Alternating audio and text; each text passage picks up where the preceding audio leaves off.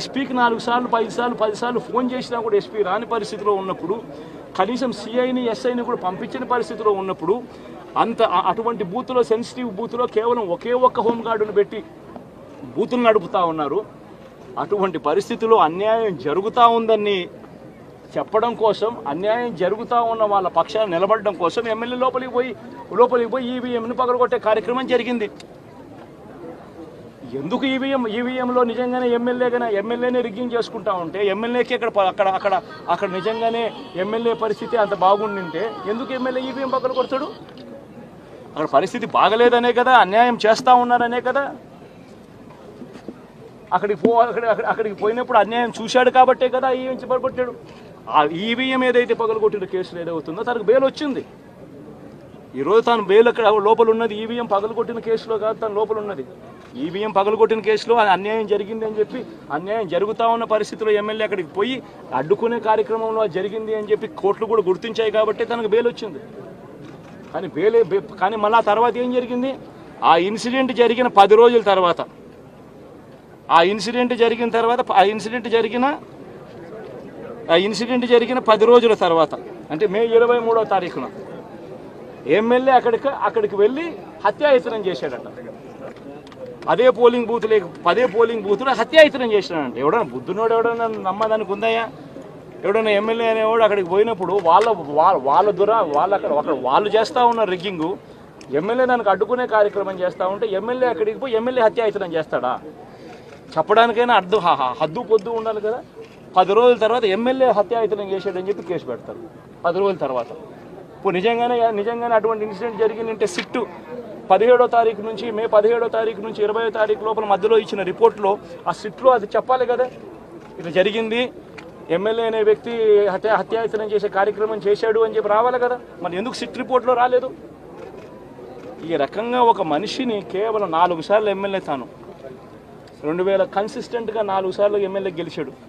2009లో గెలిచాడు, 2011లో గెలిచాడు, 2014లో గెలిచాడు, 2019లో గెలిచాడు.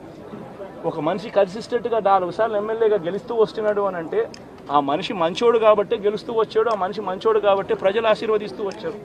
అటువంటి వ్యక్తిని తీసుకొని వచ్చి తప్పుడు కేసులలో ఈ మాదిరిగా బిగించడం ఎంత మటుకు ధర్మం? ఈరోజు ఒక్క రామకృష్ణారెడ్డి ఒక్క పరిస్థితే కాదు, రాష్ట్ర వ్యాప్తంగా ప్రతి గ్రామంలోనూ కూడా ఇదే కార్యక్రమాలు జరుగుతూ ఉన్నాయి. ప్రతి ఒక్కరూ కూడా వాళ్ళ స్థాయిలో రెడ్ బుక్స్ అని చెప్పి రెడ్ బుక్లు పెట్టుకొని ఉంటారు. చంద్రబాబు నాయుడు స్థాయిలో చంద్రబాబు నాయుడు ఒక రెడ్ బుక్, లోకేష్ స్థాయిలో లోకేష్ ఒక రెడ్ బుక్, ఎమ్మెల్యే స్థాయిలో ఎమ్మెల్యే ఒక రెడ్ బుక్, మండల స్థాయిలో మండల నాయకుడు ఒక రెడ్ బుక్, గ్రామ స్థాయిలో గ్రామంలో ఇంకో రెడ్ బుక్, గ్రామ స్థాయిలో ఇంకో నాయకుడు, గ్రామ స్థాయిలో ఇంకో రెడ్ బుక్లలో పెట్టుకొని ఏం చేస్తూ ఉన్నారు? అతి దారుణంగా అన్యాయంగా ఆస్తులు ధ్వంసం చేస్తూ ఉన్నారు. రాష్ట్రం మొత్తం దాన్ని చూస్తూ ఉంది, కానీ ఎవడు మాట్లాడడం లేదు. దొంగ కేసులు పెడతా ఉన్నారు, పోలీసులు ప్రేక్షక పాత్ర పోషిస్తూ ఉన్నారు.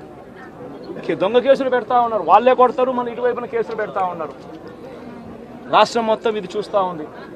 చీని చెట్లు నరికేస్తూ ఉన్నారు, ఆస్తులు ధ్వంసం చేస్తూ ఉన్నారు, కనిపిస్తూ ఉంది.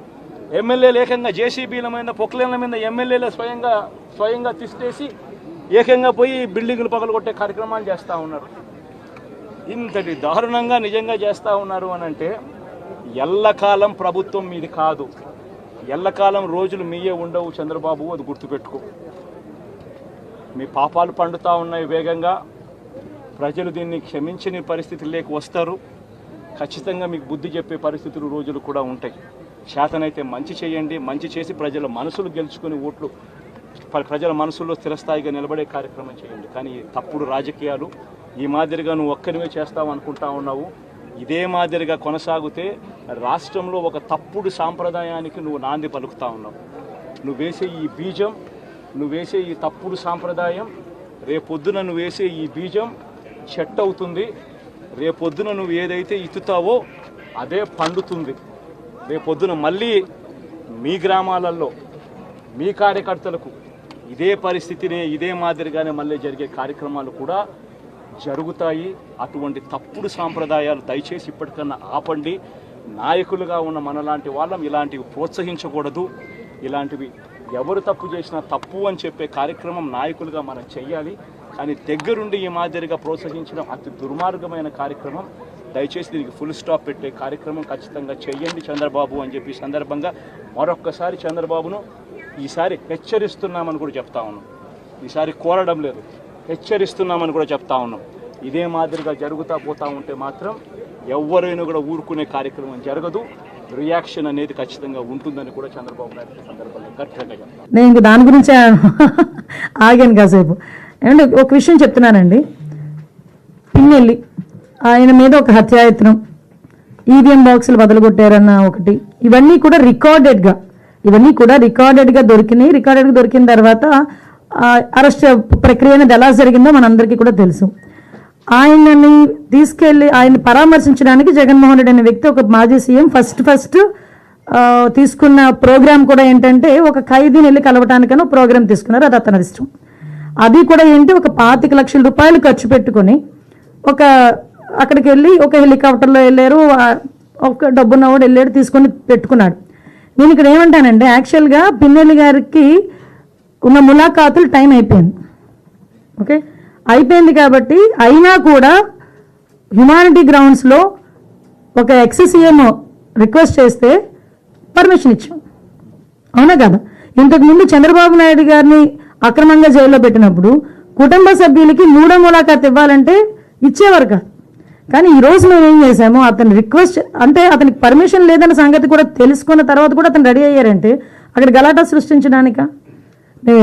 యాజ్ పర్ రూల్కి పైకి వచ్చి హ్యుమానిటీ బేసిస్ మీద ఇచ్చాం. అఫ్ కోర్స్ ఈరోజు మేము చాలామంది చెప్తున్నారు తండోపతండాలకు వెళ్తున్నారు, అలాగే వెళ్తున్నారు, ఇలాగ వెళ్తున్నారని. నేను ఒకసారి ప్రిజెన్స్ ఐజీ గారితో కూడా మాట్లాడినా, అసలు ఎంతమంది ములాఖాతులు వెళ్తున్నాయి, యాజ్ పర్ రూల్ ఎలా వెళ్తున్నాయి, మేము అన్నీ కూడా మాట్లాడుకుంటున్నాం. ఆయన బయటకు వచ్చి ఈరోజు బయటకు వచ్చి అక్రమంగా అరెస్టులు చేశారు. అక్రమంగా ఏం సీసీ ఫుటేజ్ చూసిన వాళ్ళు ఎవరైనా అక్రమ కోర్టు ఇచ్చిందండి అతను అరెస్ట్ చేయమని? దేని మీద బెయిల్ వచ్చిందండి? ఇప్పుడు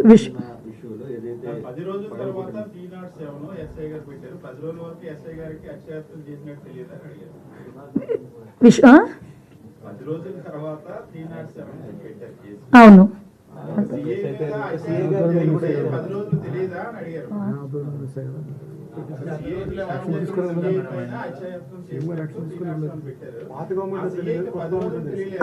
అదేనండి. పాత గవర్నమెంట్ ఎట్నివ్వలేదు, కొత్త గవర్నమెంట్ వచ్చిన పెట్టారు. ఆ ఎలక్షన్ కమిషన్ అన్న అసలు భలే మాట్లాడతారండి సతీష్ గారు మీరు.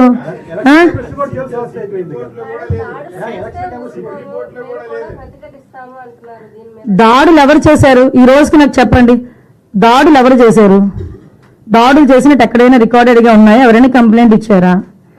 ఏదైనా త్రూ రూల్ ప్రకారం చేస్తున్నాము. రూల్ ప్రకారం చేసేటప్పుడు దాన్ని కూడా దాడుల కింద మాట్లాడుకోవాలనుకుంటే మరి గత 5 సంవత్సరాలు చేసింది ఏమనుకోవాలి మేము? గత 5 సంవత్సరాలు చేసింది ఏమనుకోవాలమ్మా? స్టార్ట్ అయిన దగ్గర నుంచి మొదలు పెట్టారు కదా, ప్రజావేదిక కూల్చిన దగ్గర నుంచి మొదలు పెట్టారు కదా. మాలాంటి వాళ్ళందరి మీద కూడా నా మీద ఒక 23 కేసులు, ఈవిడ మీద ఒక 7 కేసులు. ఏంటవన్నీ? మేము అవన్నీ కక్ష తీర్చుకోవాలని మేము మాట్లాడలేదు కదా. కక్ష తీర్చుకోవాలనుకుంటే వేరేగా ఉండేది. కానీ ఈ రోజుకి కూడా మేము పబ్లిక్ చెప్తున్నాం, చూపిస్తున్నాం, ఇది ఇలా జరుగుతుంది అని చూపిస్తున్నాం. దానికి ప్రతీకార దాడులు ఎక్కడ జరిగినాయని? ప్రతీకార దాడులు అంటే రెచ్చగొడుతున్నారా ఈరోజు వచ్చి?